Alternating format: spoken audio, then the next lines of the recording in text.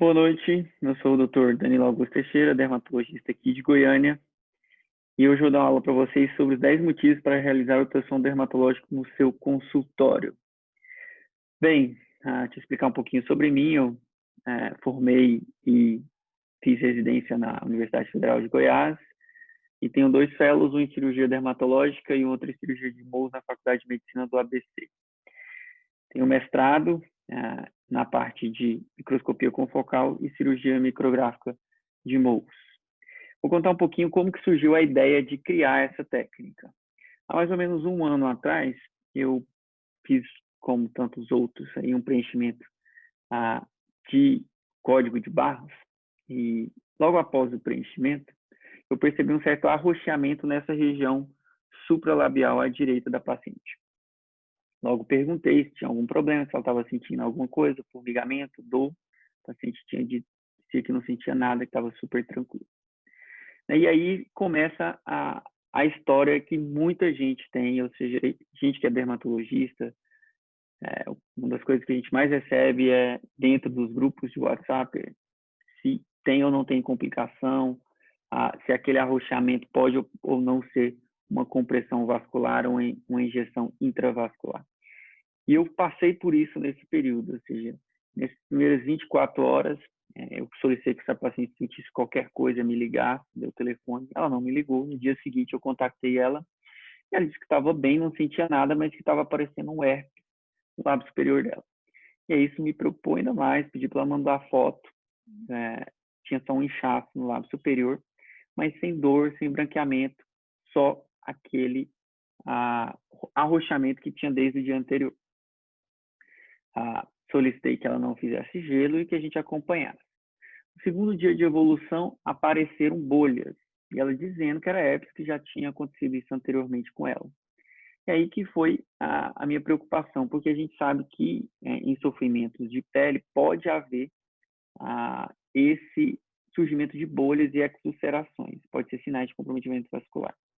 O que aconteceu? Nesse momento, mesmo a paciente afirmando que não sentia nada, que era herpes, combinei com a paciente de ir numa clínica de radiologia para a gente fazer ultrassom, para ter certeza de que não havia comprometimento vascular. Então, foi um estresse tanto para mim quanto para a paciente. A gente perdeu um pouquinho da experiência que ela teve na clínica, naquele momento mágico, porque ela questionava por que tinha que fazer isso, não tinha necessidade, que ela não estava sentindo nada. Mas, para a segurança de todos, eu convenci a ela a ir.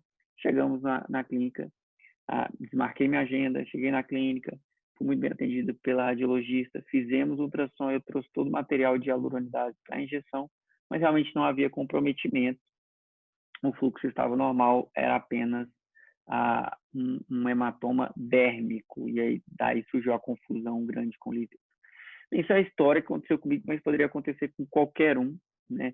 Temos relatos aí, números na literatura e também dentro do meio dermatológico e médico, de complicações semelhantes, tendo que ter usado hialuronidase, tendo que ter se deslocado para uma clínica de radiologia. E aí isso gerou uma dor em mim, eu falei, não quero isso para mim, não quero que ninguém passe por esse mesmo problema que eu passei, né? Já que é tão constante, tão comum isso, né? Isso a território nacional, não comum todo dia, né? Obviamente. E eu queria que ninguém passasse por isso, que a experiência do atendimento, do preenchimento com o paciente não fosse prejudicada de maneira alguma. E por isso comecei a estudar sobre ultrassom. Falei, por que eu não posso fazer esse ultrassom no meu consultório com um aparelho portátil?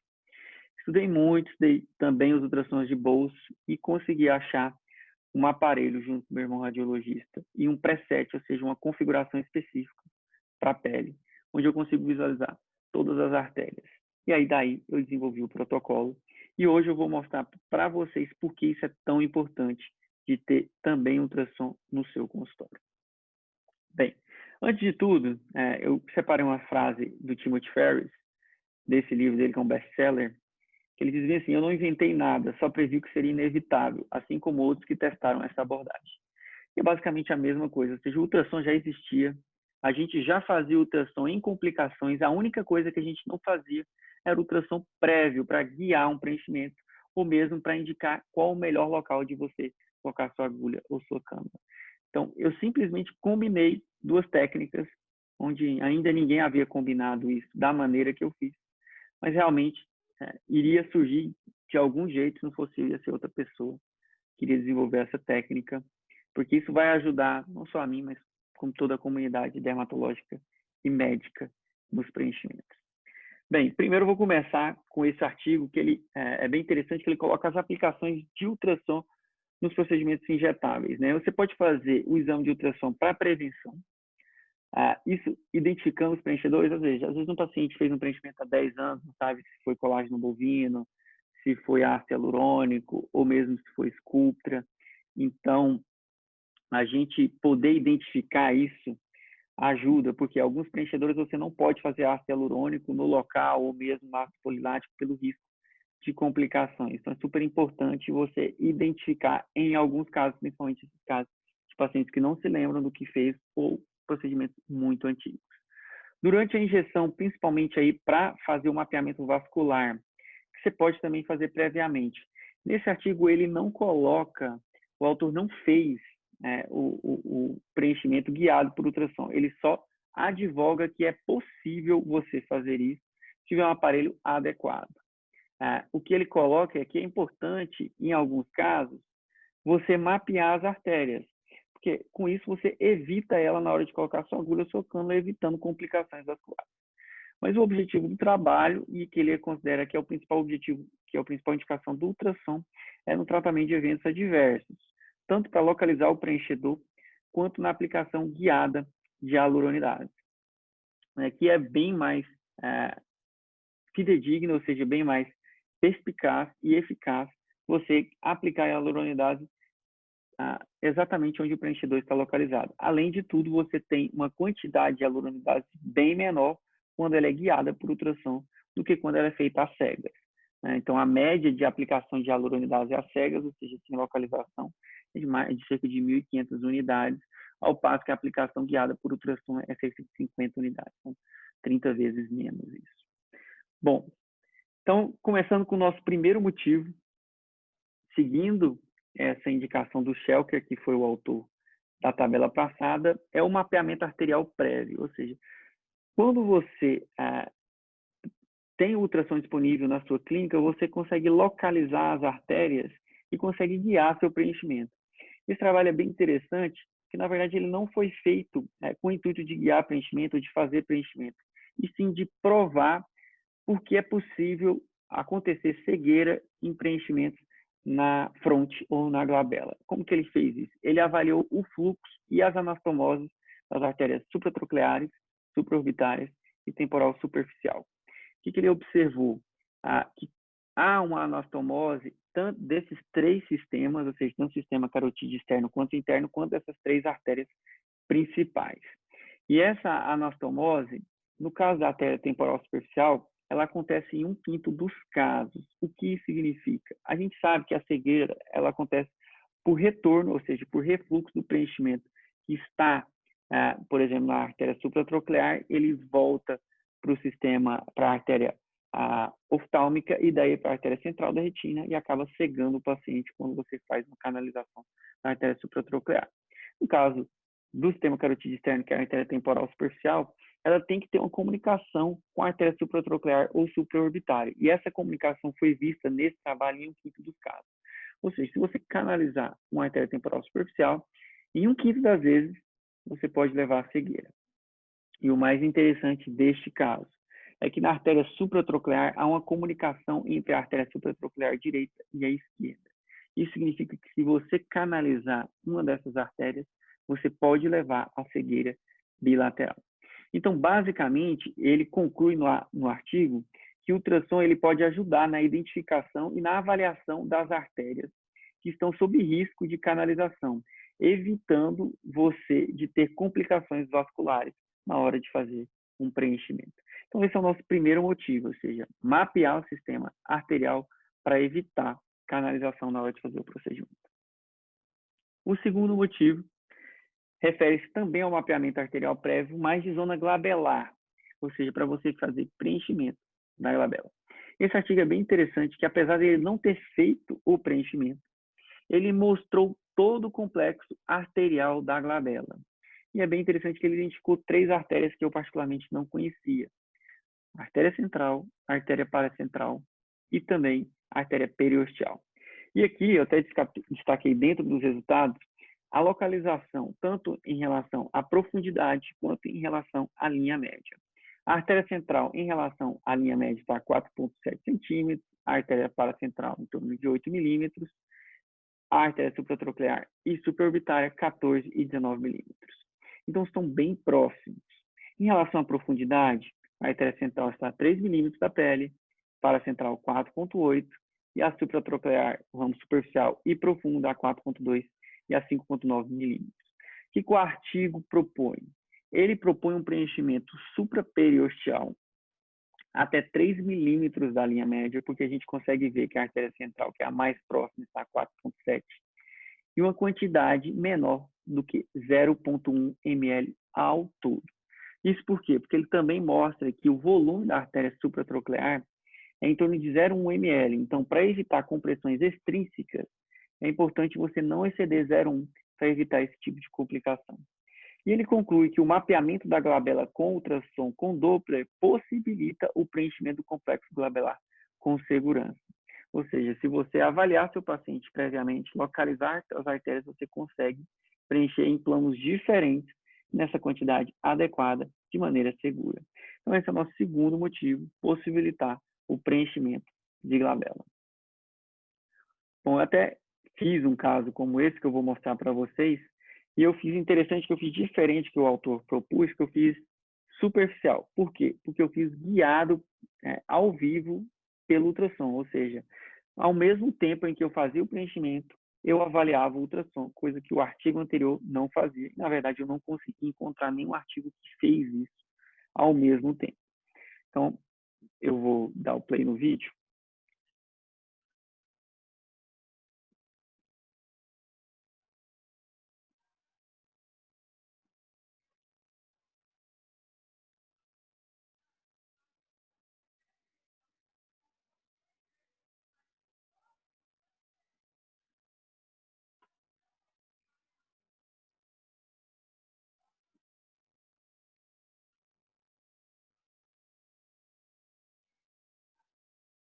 A veia é essa parte vermelha do vídeo. E a cânula é aquela parte mais branca que a gente chama de hiperecogênica. Ela está bem superficial.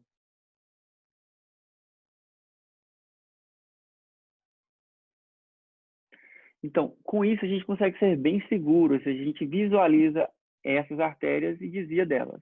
O interessante é que no artigo ele mostrou que não é todo mundo que tem artéria central e paracentral. Então, essa paciente é normal a gente não visualizar nessa posição, que é a posição onde a artéria central seria mais visível. Ela tinha só a artéria central do lado direito, não tinha do lado esquerdo. Então, a gente entra no nosso terceiro motivo, que é o preenchimento guiado por ultrassom. Realmente não consegui achar na literatura esse tipo de abordagem com ultrassom no consultório dermatológico, né, onde você visualiza tanto a cânula, quanto o preenchimento, quanto a artéria, que é isso que a gente vê nessas duas imagens. Na imagem da esquerda, eu estou com o meu probe no lábio inferior, a cânula está no lábio inferior, e a imagem lá no fundo está da artéria labial inferior, que é aquela parte azulada com alguns detalhes em laranja, com a cânula, a parte superior à esquerda do computador. Na imagem da direita, a gente consegue ver a cânula, essa parte hiperecogênica, branquinha, o ácido hialurônico, que é a parte hipoecogênica anecoica, onde eu escrevi AH, e a artéria angular, isso é um preenchimento de goteira lacrimal. Então, bem seguro, você consegue ver que você está distante e o preenchimento pode ser feito com total segurança. Quando eu faço preenchimento guiado por ultrassom, eu posso fazer em 100% do tempo, ou seja, sempre com probe ali enquanto eu estou injetando.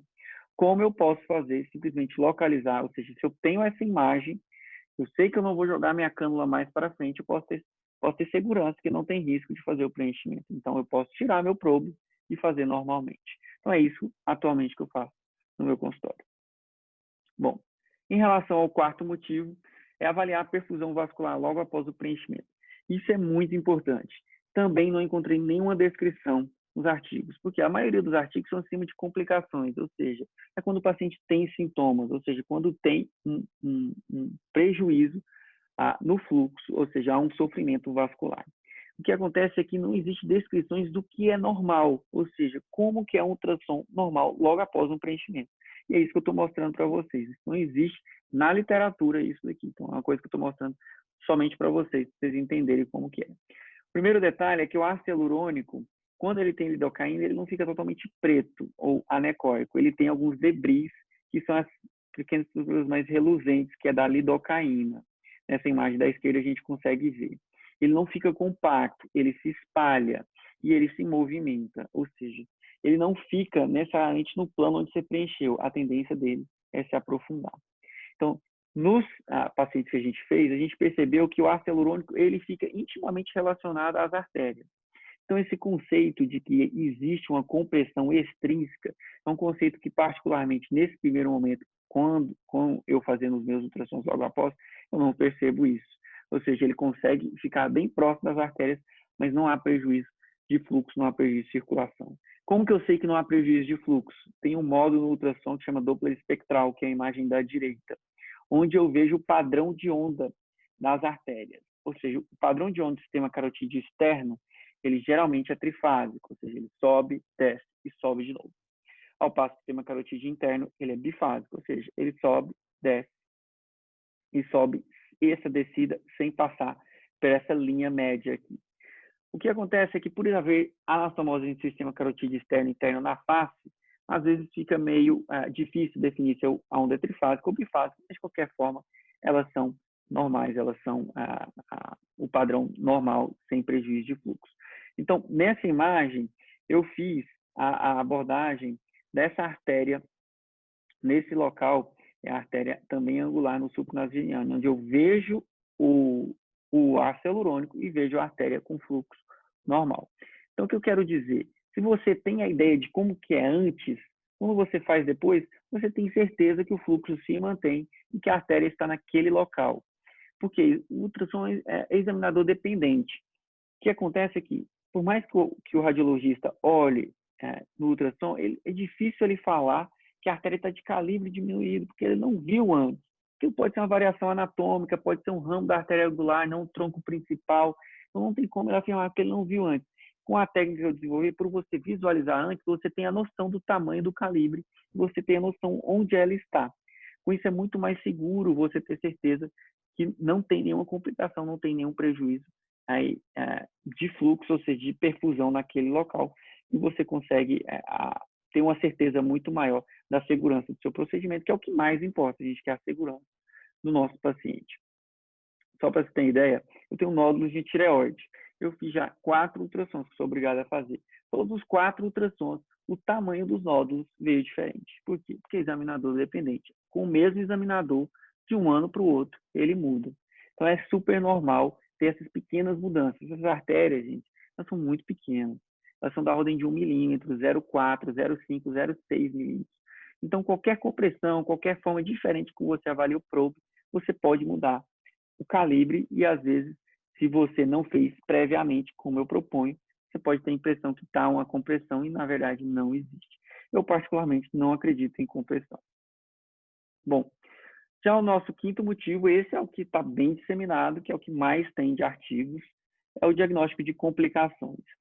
Para ter ideia, o ultrassom na prática dermatológica é tão nova que no PubMed temos apenas 20 artigos indexados com o termo ultrassom e preenchedores. E a maioria é desse nível, ou seja, tratamento de complicações. Então, essa é uma paciente que fez um preenchimento supranasigeniano com Restylane e logo após ela sentiu dor e branqueamento. Ela então foi deslocada para uma clínica radiológica, aquela mesma história que eu contei, mas essa foi no momento. Com esses sintomas, lá foi avaliado e o radiologista localizou essas partes com asterisco ao ácido hialurônico e as partes coloridas ele atribui à artéria angular ou alguns ramos da artéria angular e, segundo ele, estão diminuídos. Como eu disse, muito difícil falar isso com certeza. Agora, a paciente tinha clínica de obstrução, tinha sinais de obstrução, obviamente, você pode deduzir que ela está com fluxo realmente prejudicado. Fez hialuronidase, melhorou os sintomas, tanto de branqueamento quanto de dor. O livedo só foi resolver depois de 8 semanas, que é a foto B, quando ela voltou a repetir o ultrassom, 8 semanas após, onde a gente vê ainda ácido hialurônico, mas a artéria de tamanho maior.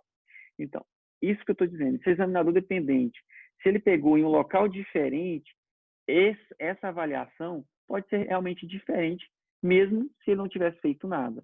Por isso que é tão importante você avaliar antes e no seu consultório, seja você mesmo.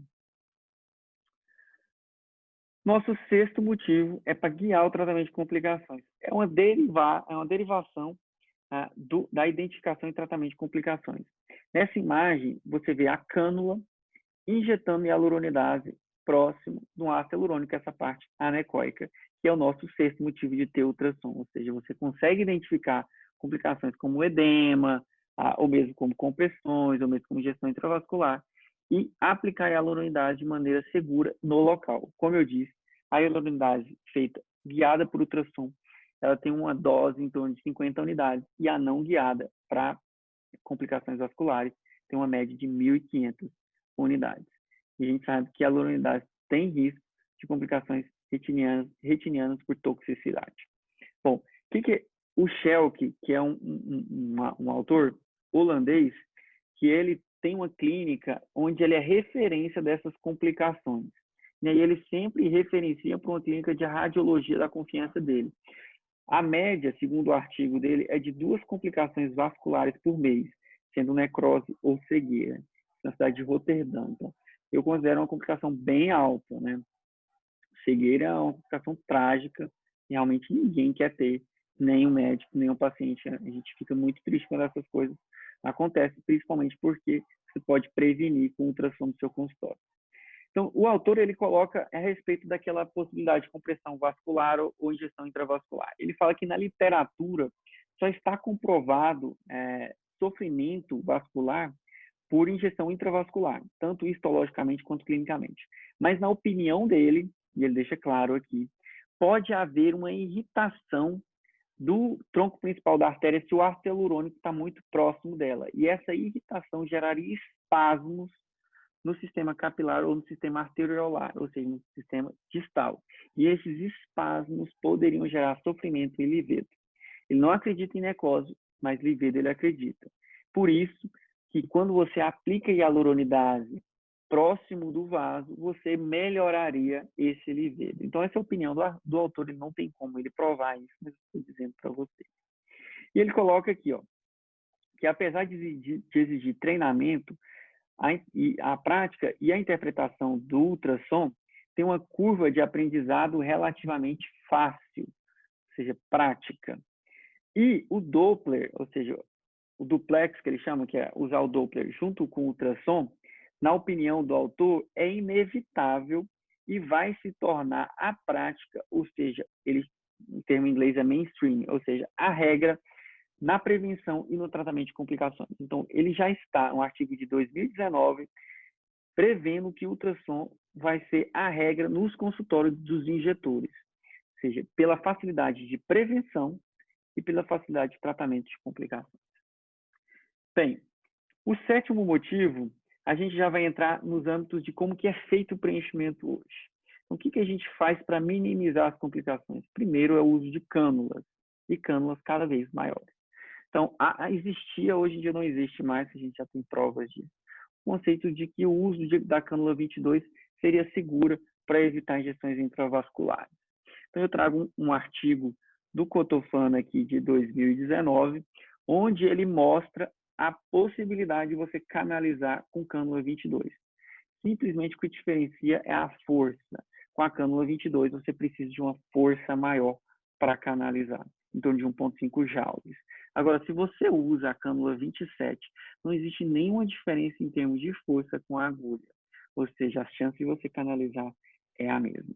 Então, basicamente, é isso que o artigo mostra. É um artigo em cadáveres, que ele mostra a canalização com todos os gauges de agulha e com os gauges de 22, 25 e 27 de cânulas. Então, cânula 22 não é segura. Já existe descrição de canalização de artéria dorsal do nariz e de artéria angular em sulco nasogeniano com cânula 22. Tá, uma outra forma que a gente evita complicações é aspirando, né? Então, eu ouço muito, eu aspiro sempre, Se não vier sangue, estou seguro, basta aspirar durante 10 segundos. E o que é mais interessante é que eu trago um artigo que mostra que isso não é suficiente. O que acontece? Esse artigo ele foi feito usando uma bolsa de sangue. Essa bolsa de sangue tinha 500 ml de sangue e foi feita uma pressão de 150 milímetros de mercúrio. Pegado um ácido hialurônico fino, com 0,5 ml só, enfiou essa agulha dentro da bolsa e aspirou durante 10 ou mais de 10 segundos. Em 128 de 341 injeções, o teste foi negativo com mais de 10 segundos. Ou seja, você estava dentro de uma bolsa com sangue durante 12, 13 segundos aspirando e não vinha sangue. Então, isso ele chamou de falso negativo. E ele fala até a confiabilidade da aspiração até 1 segundo é de 33% e até 10 segundos de 63%. Então, não é seguro você aspirar por 10 segundos até onde você está convicto de que não está no vaso. Ou seja, você pode estar no vaso e mesmo assim a aspiração está negativa. Então, esse é nosso 8º motivo. O 9º motivo, que é uma outra técnica que a gente usa para minimizar os riscos, que é quando preenche com agulha, fazer preenchimentos supraperiosteais, sempre com aspiração. Então, mesmo assim, eu não acredito nessa possibilidade, porque a injeção supraperiosteal é segura. Ela não é. Esse é o nosso 9º motivo. Esse artigo ele é em cadáver e ele justifica o porquê de que é possível você injetar mesmo supraperiosteal. Você comprime o vaso contra o osso, comprime os dois lados da artéria e quando você aspira, o lumen está fechado, então não vem realmente sangue. Mas quando você injeta, você injeta diretamente dentro do vaso. E outra coisa interessante que esse artigo provou, o preenchimento ele volta no caminho da agulha. Ou seja, quando você retira a agulha, se ela transfixou uma artéria nesse caminho, o preenchedor pode voltar e canalizar essa artéria e com isso você ter complicações em virtude da canalização. Por isso é tão importante você localizar a artéria e evitar, ou seja, não evitar as injeções supraperiosteais, simplesmente desviando do local. Isso é bem possível com o uso de ultrassom, tanto prévio quanto durante. Bom, e o nosso 10º motivo é a conclusão do artigo do Schelke, que é aquele dermatologista da Holanda, que ele fala que o ultrassom ele melhora a segurança, isso é fundamental, segurança dos preenchimentos com ácido hialurônico. Ele também permite a entrega de hialuronidase de uma maneira mais segura e mais precisa, além de possibilitar a identificação de artérias previamente ao preenchimento. Ele fala que a curva de aprendizado não é tão íngreme e que hoje a indústria está disponibilizando probes cada vez menores que se conectam a verdadeiros notebooks, ou seja, com os ultrassons portáteis, e que ele conclui que todo injetor, ou seja, todo médico que faz preenchimento com ácido hialurônico no consultório deveria ter o ultrassom no seu consultório. E é isso que eu preconizo. A gente tem que ter ultrassom no nosso consultório, seja para fazer previamente, seja para fazer depois, ou seja para fazer durante, ou seja para fazer os três. Ou seja, isso é uma segurança que você vai estar trazendo para a sua prática e também para o seu paciente. Ou seja, ninguém quer o mal do paciente da gente, a gente quer que ele tenha uma experiência excelente, o melhor possível e sem complicações. Bom, de artigo científico era isso. Eu queria só concluir com vocês com a historinha do Netflix e da Blockbuster, que vocês devem conhecer bem. O Netflix, nos anos 2000, ele estava passando por uma crise muito grande. Ele era uma startup de entrega de DVDs por correios, né? E estava com uma dificuldade financeira muito grande. E a Blockbuster naquela época, existiam as videolocadoras, né? Que era o mainstream, ou seja, a regra. Todo mundo locava vídeo e ela era uma multinacional muito forte. E o presidente do Netflix na época, o Mark Randolph, foi ter uma reunião com a Blockbuster, onde ele foi pedir uma ajuda. Na verdade, ele estava vendendo Netflix para se manter no mercado. Naquela época, ele pediu $50 milhões para a Blockbuster e o dono da Blockbuster, o CEO, não aceitou. Hoje vocês sabem muito bem, né? O Netflix é uma empresa de mais de $158 bilhões e a Blockbuster simplesmente desapareceu. Hoje, os preenchedores eles são feitos como eram as videolocadoras no passado. Ou seja, é a regra, todo mundo faz. A gente acredita que está fazendo melhor, entregando segurança, acreditando na nossa prática para entregar o melhor possível e com a máxima de segurança. Mas eu acredito que não existe nenhum Superman aí que consiga ter uma visão de raio-x para saber se o preenchimento está longe ou perto de um vaso, né? E o que eu estou propondo é que no futuro, e esse futuro pode ser hoje, pode ser daqui 6 meses, pode ser daqui 1 ano, vai ser todo o preenchimento, vai ser de alguma forma guiado ou pelo menos preparado com ultrassom. Ou seja, estou apresentando uma nova técnica para vocês que vai substituir a forma que a gente está preenchendo. Não é somente minha opinião, é a opinião de todos os autores de todos esses artigos que eu mostrei aqui para vocês. Ou seja, de autores de revistas renomadas, dos mais variados locais do mundo, ou seja, Estados Unidos, Holanda, Inglaterra, Tailândia, que são os principais artigos que eu li. Então, só para você ter ideia, o nome do livro do CEO da Netflix Isso Não Vai Funcionar. Então, é o que a gente mais pode estar ouvindo agora. Isso não vai funcionar, é difícil e tudo. Mas com prática, se eu conseguir, todos vocês conseguem, tenho absoluta certeza disso. Agora eu quero só convidar vocês. Então, esse é o nosso 11º motivo, que é a diferenciação e a autoridade. Ou seja, você fazendo isso, você vai se diferenciar de toda a commodity hoje, que é a harmonização com não médicos, com dentistas, com biomédicos fazendo. Além de se diferenciar dos próprios dermatologistas, que poucos ainda fazem o preenchimento. Hoje, comparando com a Netflix, é o tanto de plataforma de streaming que tem. Globoplay, Hulu, HBO, Apple TV. Então, só que a Netflix ainda domina, porque ela foi a pioneira. É isso que eu proponho, nós, dermatologistas, sermos os pioneiros nesse tipo de procedimento. Agora eu vou convidar vocês para o meu curso. Ele vai acontecer agora, dia 11 e 12 de julho. É o primeiro curso de preenchimento para médicos, guiado por ultrassom.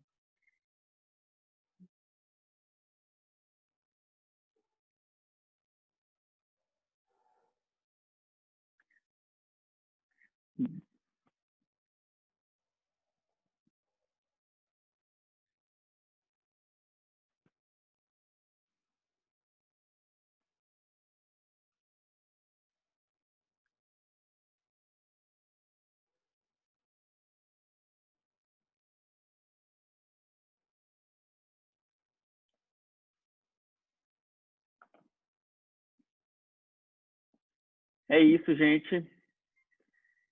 Muito obrigado. Espero que vocês tenham gostado. Se você estiver vendo essa aula depois do dia 11, 12 de julho, provavelmente é só seguir eu nas redes sociais, @Dr. Danilo Dermato, que eu estarei organizando um novo curso que pode estar perto aí da sua cidade. Bom, vou interromper o compartilhamento aqui.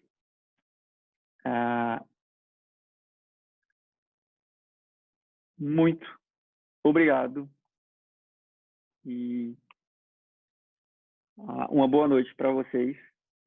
Se tiverem alguma dúvida, @Dr. Danilo Dermato, pode mandar lá que eu vou ter o maior prazer em responder. Um grande abraço.